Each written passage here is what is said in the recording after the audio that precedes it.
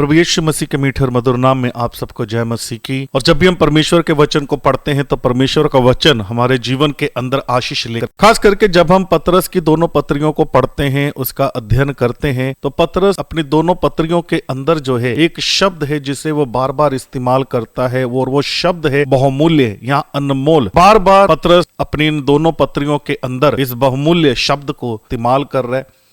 आज हम थोड़े समय के लिए विचार करेंगे कि जिसे पतरस ने अपने दोनों पत्रियों के अंदर अलग अलग संबंधों में इस्तेमाल किया। जब कोई चीज बहुमूल्य होती है तो इसका मतलब है कि वह बहुत ही मूल्यवान है या उसे बहुत सम्मान से रखा जाता है। अगर कोई व्यक्ति या कोई चीज मेरे लिए बहुमूल्य है तो वह बहुत मेरे लिए खास होगी। मेरा विचार जो है उस चीज या उस व्यक्ति से भरा रहेगा। मैं उस व्यक्ति या चीज को संजो करके रखूंगा या उसकी रक्षा करूंगा। मैं उस चीज को होने वाले किसी भी नुकसान या हानि के विचार से मैं डरूंगा, और मुझे उस व्यक्ति या चीज के बिना रहना लगभग असंभव लगेगा। वह क्या है जो पतरस के दिमाग में भरा है और जिसे वह संजो करके रखता है और उसकी रक्षा करता है। पहली बात जो हमें वो बताना चाहता है वह अनमोल है, क्योंकि उसने हमारे लिए अपना लहू बहाया है। लहू बहुमूल्य है। प्रभु यीशु मसीह के संदर्भ में लहू शब्द हमेशा उनके बलिदान को दिखाता है। लहू शब्द उनके छुटकारे के कार्य को बताता है। जब हम पहला पतरस उसका पहला अध्याय और उसके 18 और 19 पद को पढ़ते हैं तो वहां पे लिखा हुआ है, क्योंकि तुम जानते हो कि तुम्हारा निकम्मा चाल चलन जो बाप दादाओं से चला आता है, उससे तुम्हारा छुटकारा चांदी सोने अर्थात नाशमान वस्तुओं के द्वारा नहीं हुआ, पर निर्दोष और निष्कलंक मेमने अर्थात मसीह के बहुमूल्य लहू के द्वारा हुआ है। पहला शब्द जो वो यहाँ पे बहुमूल्य इस्तेमाल करता है वो कहता है कि प्रभु यीशु मसीह का लहू जो है वो हमारे लिए बहुमूल्य है। वो कहता है 19वें पद के अंदर, पर निर्दोष और निष्कलंक मेमने अर्थात मसीह के बहुमूल्य लहू के द्वारा हुआ है। यशायाह नबी की किताब उसका 53 अध्याय उसके 5 और 6 पद के अंदर लिखा है, परंतु वो हमारे ही अपराधों के कारण घायल किया गया, वह हमारे अधर्म के कामों के हेतु कुचला गया, हमारी ही शांति के लिए उस पर ताड़ना पड़ी, उसके कोड़े खाने से हम चंगे हो जाएं। हम तो सब के सब भेड़ों की नाई भटक गए थे, हम में से हर एक ने अपना अपना मार्ग लिया, और यहोवा ने हम सबों का अधर्म का बोझ उसी पर लाद दिया। कहता प्रभु यीशु मसीह का लहू जो है वह बहुमूल्य। जब मत्ती की अंजील उसका 26वां अध्याय और उसके 28 पद को पढ़ते हैं वहां पे लिखा है, क्योंकि ये वाचा का मेरा वो लहू है जो बहुतों के लिए पापों की क्षमा के निमित्त बहाया जाता है। तो मत्ती 27 अध्याय उसके 24-25 पद को पढ़ते हैं, जब पिलातुस ने देखा कि कुछ बन नहीं पड़ता परंतु इसके विपरीत हुल्लड़ होता जाता है, तो उसने पानी लेकर भीड़ के सामने अपने हाथ धोए और कहा, मैं इस धर्मी के लहू से निर्दोष हूं, तुम ही जानो। तो जितने भी यहूदी जितने भी लोग वहां पे थे उन्होंने कहा कि सब लोगों ने उत्तर दिया कि इसका लहू हम पर और हमारी संतान पर हो। यह सच है क्योंकि लहू बहाया गया, और जब हम देखते हैं कि मसीह का लहू कितना बहुमूल्य है तो हम ये भी देखने में सहायता मिलती है कि मसीह स्वयं कितना बहुमूल्य है। पहली बात जो यहाँ पर पतरस अपनी पत्री के अंदर कहता है और वो ये है कि प्रभु यीशु मसीह का लहू जो है वह बहुमूल्य है। और दूसरी बात हम परमेश्वर के वचन के अंदर देखते हैं, पत्रियों के अंदर वो कहता है, प्रभु यीशु उस विश्वास के कारण अनमोल है जो हमने उससे प्राप्त किया है। बहुमूल्य विश्वास प्राप्त किया है। हमने एक बहुमूल्य जो है विश्वास प्राप्त किया है। सभी विश्वासियों में विश्वास होता है, यही उन्हें विश्वासी बनाता है। हमारे अपने प्रयासों के परिणाम स्वरूप नहीं, बल्कि यह प्रभु द्वारा और पवित्र आत्मा के कार्यों के माध्यम से हमारे अंदर डाला गया है। और यह विश्वास अनमोल है क्योंकि यह हमें प्रभु यीशु के साथ एकता और संगति में लेकर के जाता है। रोमियो उसका 10वां अध्याय और उसके 17 पद को पढ़ते हैं तो वहां पे लिखा है, सो विश्वास सुनने से और सुनना मसीह के वचन से होता है। इफिसियों उसका 2 बाब और उसके 8वें पद के अंदर लिखा है, क्योंकि विश्वासी के द्वारा, कहता क्योंकि विश्वासी के द्वारा अनुग्रह ही से तुम्हारा उद्धार हुआ है, और ये तुम्हारी ओर से नहीं वरन परमेश्वर का दान है। इफिसियों में संत पौलुस लिखता है, वो कहता है क्योंकि विश्वासी के द्वारा अनुग्रह ही से तुम्हारा उद्धार हुआ है, और यह तुम्हारी ओर से नहीं वरन परमेश्वर का दान है। पहला पतरस उसका 1 बाब और 7वें पद को पढ़ते हैं तो वहां पर वो कहता है, और यह इसलिए है कि तुम्हारा परखा हुआ विश्वास जो आग से ताए हुए नाशमान सोने से भी कहीं अधिक है, बहुमूल्य है। जो विश्वास परमेश्वर पर हमने पाया है, वो कहता है बहुमूल्य विश्वास प्राप्त किया है। और यहां वचन कहता है कि सोने से भी कहीं अधिक बहुमूल्य है।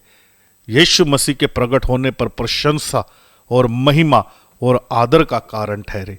जैसे कि हम देखते हैं कि यह विश्वास कितना कीमती है। हमें यह देखने में मदद मिलती है कि मसीह स्वयं कितना कीमती है, क्योंकि यह हमारे लिए उसका उपहार है और यह हमें उसके साथ जोड़ता है। तीसरी बात पतरस अपनी पत्री के अंदर लिखता है, वो कहता है कि प्रभु यीशु मसीह उस अनुग्रह के कारण अनमोल है जो उसने हमें दिया है। उसका अनुग्रह बहुमूल्य है।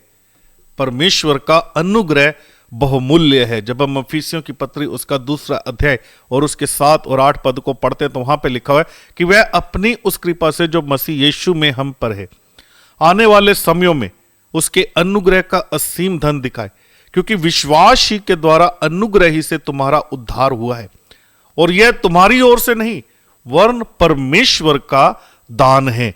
जो अनुग्रह हम पर हुआ है वो बहुत बहुमूल्य है। और यहां वचन कहता है क्योंकि विश्वास ही के द्वारा अनुग्रह से ही तुम्हारा उद्धार हुआ है। हमने जो प्रभु यीशु मसीह के परमेश्वर पिता के ऊपर विश्वास किया, वो कहता है अनुग्रह से ही तुम्हारा उद्धार हुआ है। यह तुम्हारी ओर से नहीं, यह तुम्हारी ओर से नहीं वरन परमेश्वर का दान है। पहला पतरस का 1 अध्याय और उसके 10वें पद को पढ़ते तो वहां पे लिखा हुआ है, इसी उद्धार के विषय में उन भविष्यवक्ताओं ने बहुत ढूंढ ढांड और जांच पड़ताल की, जिन्होंने उस अनुग्रह के विषय में जो तुम पर होने वाला था भविष्यवाणियां की। तीसरी बात पतरस अपनी इस पत्री के अंदर लिखता है, वो कहता है कि परमेश्वर का अनुग्रह बहुत बहुमूल्य है।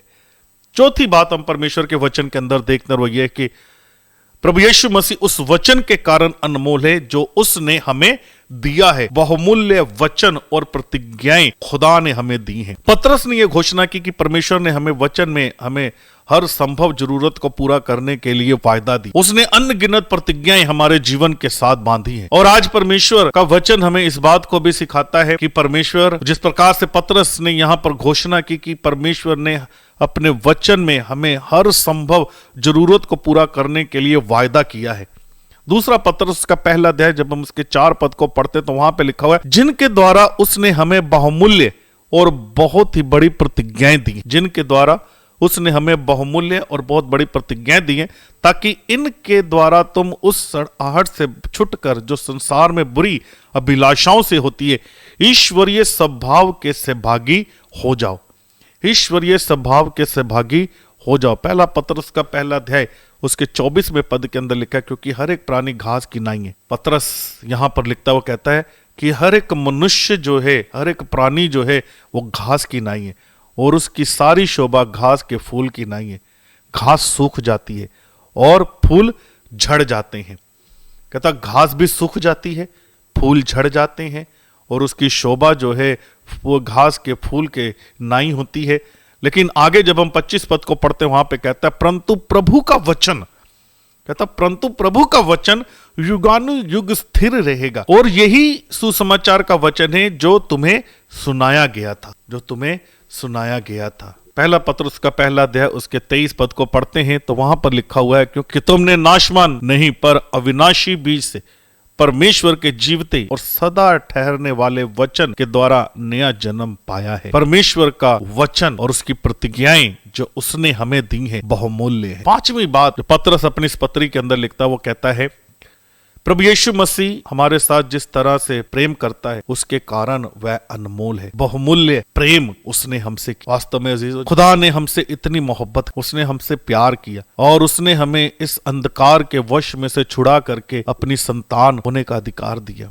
जब हम यूहन्ना की अंजील उसका 3 अध्याय उसके 16 पद को पढ़ते हैं तो वहां पे लिखा हुआ है, क्योंकि परमेश्वर ने जगत से ऐसा प्रेम रखा, खुदा ने संसार के साथ ऐसी मोहब्बत रखी कि उसने अपना इकलौता पुत्र दे दिया, ताकि जो कोई उस पर विश्वास करे वह नाश ना हो परंतु अनंत जीवन को पाए। हमारा खुदा हमें अनंत जीवन देने के लिए आया, ये उसका प्यार था। यूहन्ना 10:10 को जब हम पढ़ते हैं तो वहां पे लिखा हुआ, चोर किसी और काम के लिए नहीं आया, चोरी करने, घात करने और नाश करने के लिए आया है। प्रभु यीशु मसीह ने कहा कि मैं इसलिए आया हूं कि तुम जीवन पाओ और जीवन जो है वो बहुतायत का पाओ। रोमियो उसका 5वां अध्याय उसके 6 और 8 पद को जब हम पढ़ते हैं तो वहां पर लिखा हुआ है, क्योंकि जब हम निर्बल ही थे तो मसीह ठीक समय पर भक्तहीनों के लिए मरा। जब हम निर्बल ही थे तो मसीह ठीक समय पर भक्तहीनों के लिए मरा। किसी धर्मी जन के लिए कोई मरे ये तो दुर्बल है, परंतु क्या जाने किसी भले मनुष्य के लिए कोई मरने का भी याव करे।